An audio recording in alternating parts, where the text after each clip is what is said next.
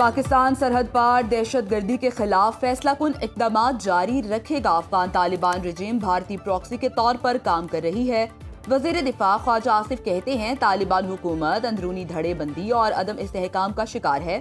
خواتین، بچوں اور اقلیتوں پر جبر افغان طالبان کا اصل چہرہ ہے۔ جھوٹے بیانات سے حقائق نہیں بدلیں گے۔ اعتماد عملی اقدامات سے بحال ہوتا ہے۔ طورخم بارڈر افغانیوں کی بے دخلی کے لیے کھولا، کسی قسم کی تجارت نہیں ہوگی۔ مذاکرات مکمل ہونے تک ویزا پروسیس سمیت ہر عمل معطل رہے گا۔ افغانستان سے پاکستان میں کوئی غیر قانونی سرگرمی ہوئی تو ہرجانہ دینا ہوگا۔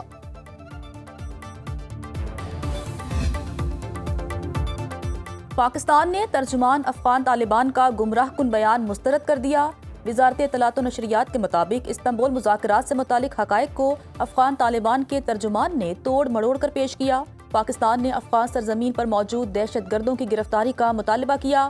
پاکستان کا موقف واضح، مستقل اور ریکارڈ پر موجود ہے۔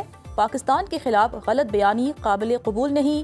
افغان فریق کے دعوے پر فوری طور پر تحویل کی پیشکش کی۔ دہشت گردوں کی حوالگی سرحدی انٹری پوائنٹ سے ممکن ہے۔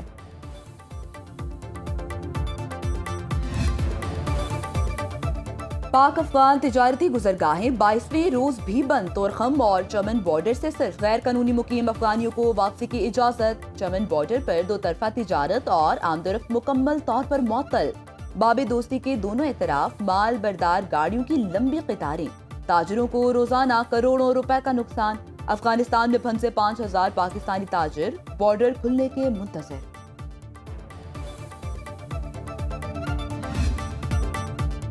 پاکستان کے خلاف نیا بھارتی منصوبہ بے نقاب۔ را کا ایجنٹ بن کر پاکستان واپس آنے والا مچھیرا گرفتار۔ اعجاز ملاح نے بھارت کے لیے پاک آرمی، نیوی، سندھ رینجرز کی وردیاں، سگریٹس اور سمز خریدی۔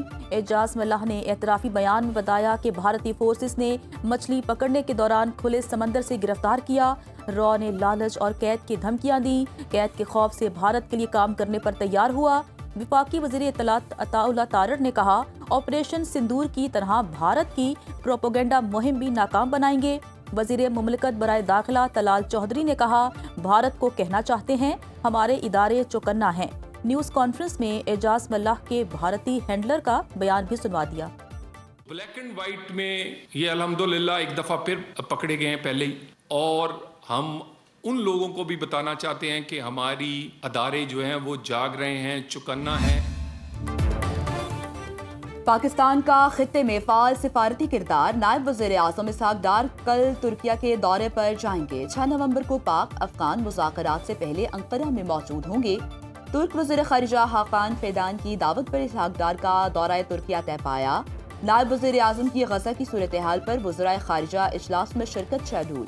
اجلاس میں 8 مسلم ممالک کے وزرائے خارجہ شریک ہوں گے۔ ترک وزیر خارجہ سے استنبول میں حماس رہنما خلیل الحیہ کی قیادت میں وفد کی ملاقات۔ غزہ میں انسانی امداد کی ضرورت پر تبادلہ خیال۔ پشاور کے تھانہ سی ٹی ڈی میں شارٹ سرکٹ سے دھماکہ، ایک اہلکار جاں بحق، 2 زخمی۔ سی سی پی او پشاور ڈاکٹر میاں سعید کہتے ہیں تھانے میں موجود بارودی مواد میں شارٹ سرکٹ سے آگ لگی اور دھماکہ ہوا۔ دھماکے سے تھانے کی عمارت کا ایک حصہ منہدم ہو گیا۔ واقعے کی تحقیقات شروع کر دی۔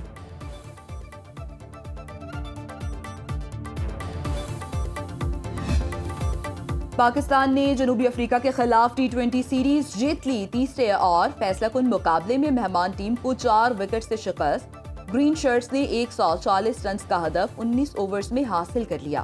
بابر اعظم کے 47 گیندوں پر 68 رنز، اننگز میں 9 چوکے لگائے، میچ کے بہترین کھلاڑی قرار پائے۔ شاہین آفریدی نے 3، عثمان طارق اور فہیم اشرف نے 2 کھلاڑیوں کو آؤٹ کیا۔ فہیم اشرف کو سیریز کے بہترین کھلاڑی کا ایوارڈ دیا گیا۔ Chairman P C B Mohsin Naqvi کی مبارکباد، جیت کو ٹیم ورک اور لگن کا نتیجہ قرار دیا۔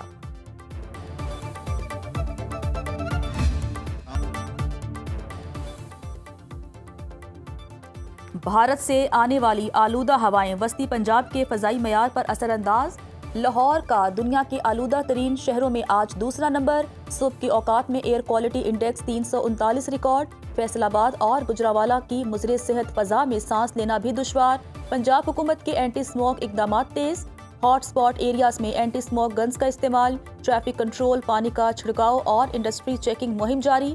سینئر وزیر پنجاب مریم اورنگزیب کی غیر ضروری سفر اور بیرونی سرگرمیوں سے گریز کی ہدایت، کہا حکومتی اقدامات کے ساتھ ساتھ عوام خود بھی اسموک ہیلتھ ایڈوائزری پر عمل کریں، طبی ماہرین کا شہریوں کو ماسک استعمال کرنے کا مشورہ۔ وزیر اعظم آزاد کشمیر انوار الحق کے خلاف تحریک عدم اعتماد کا معاملہ لٹک گیا۔ پیپلز پارٹی نئے وزیر اعظم کے لیے نام بھی فائنل نہ کر سکی۔ ذرائع کے مطابق تحریک عدم اعتماد پیش کرنے میں 1 سے 2 ہفتے لگ سکتے ہیں۔ آزاد کشمیر میں سیاسی عدم استحکام سے حکومتی اور انتظامی امور ٹھپ ہو کر رہ گئے۔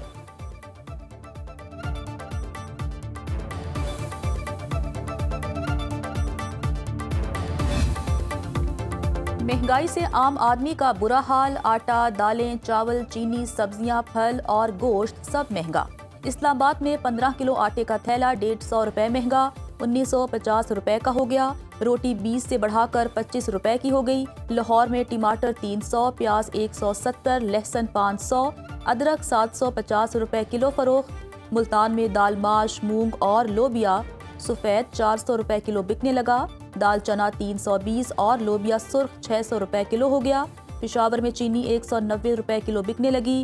انگور 840، انار 810 اور سیب 380 روپے کلو دستیاب۔ زندہ مرغی 325 روپے کلو اور انڈے 360 روپے درجن فروخت۔ بے روزگار جاپانی شخص 2 سال میں 67 لاکھ روپے کا مفت کھانا کھا گیا۔ فوڈ ڈیلیوری سروس کو چونا لگا کر 1000 سے زائد بار فری آرڈر منگوایا۔ فوڈ ایپ کی کانٹیکٹ لیس ڈیلیوری کے ذریعے آرڈر کر کے بعد میں کیش ریفنڈ کرا لیتا کہ کھانا ملا ہی نہیں۔ 2 سال بعد پکڑے جانے پر 38 سالہ جاپانی شخص نے بتایا، کئی سال سے روزگار نہیں، پہلے مجبوری میں مفت کھانا منگوایا، پھر مفت کی ایسی لت لگی کہ مزہ آنے لگا۔ صحافی محفوظ نہیں تو سچ بھی محفوظ نہیں۔ آج صحافیوں کے خلاف جرائم کے خاتمے کا عالمی دن، مقصد سچ کو دبانے والے عناصر کے خلاف یکجہتی کا اظہار ہے۔ وزیر اعلیٰ پنجاب مریم نواز نے پیغام میں کہا، صحافی معاشرتی انصاف کے محافظ اور عوام کی آواز ہیں۔ احساس ذمہ داری کے ساتھ آزادی صحافت جمہوریت کی اساس ہے۔ ظلم، ناانصافی اور جھوٹ کو بے نقاب کرنے والے صحافی ہیرو ہیں۔ بحیثیت وزیر اعلیٰ آزادی صحافت کے تحفظ کی ضامن ہیں۔ ٹرمپ کی نائجیریا کے خلاف فوجی کارروائی کی دھمکی، محکمہ جنگ کو نائجیریا میں قتل و غارت روکنے کے لیے تیار رہنے کا حکم۔ ڈونلڈ ٹرمپ کا کہنا ہے، امریکہ طاقت کے زور پر نائجیریا میں دہشت گردوں کو ختم کر سکتا ہے۔ امریکہ میں 2026 کے لیے تارکین وطن کو ویزا دینے کی حد مقرر، 7500 تارکین ویزے کے اہل ہوں گے۔ 1980 ریفیوجی ایکٹ کے بعد پہلی بار اتنی کم ترین حد مقرر کی گئی۔ جنوبی افریقہ کے سفید فام افراد کو ترجیح دینے کا اعلان۔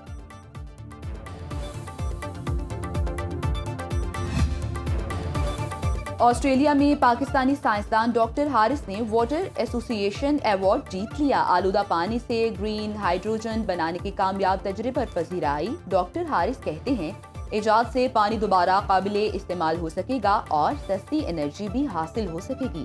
میلبرن میں پاکستانی قونصل جنرل واجد حسن ہاشمی کی ڈاکٹر حارث سے ملاقات، سائنسی کارنامے پر خراج تحسین شیلڈ سے بھی نوازا۔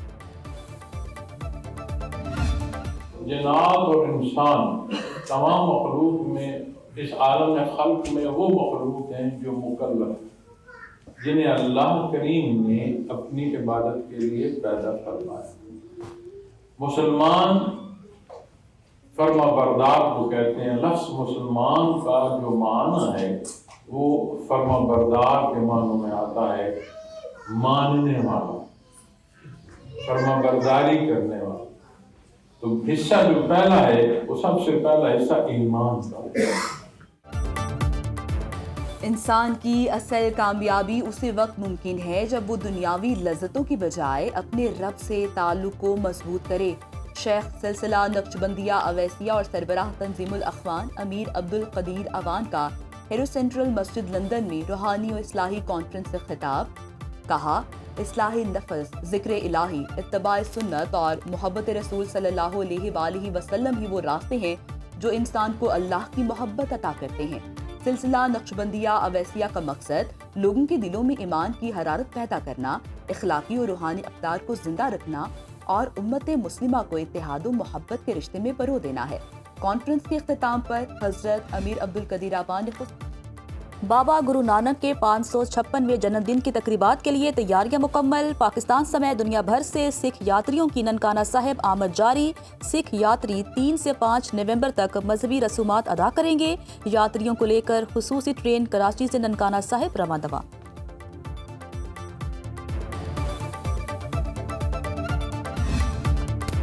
اور اسلام آباد میں پاکستان ترکیہ فرینڈشپ لوک ورثہ فیسٹیول جاری اور تصوف کے رنگوں کی بہار۔ گلوکاروں نے صوفیانہ کلام، غزلیں اور عوامی گیت پیش کیے۔ ثقافتی شو میں قوالی سے روحانیت کا رنگ نمایاں۔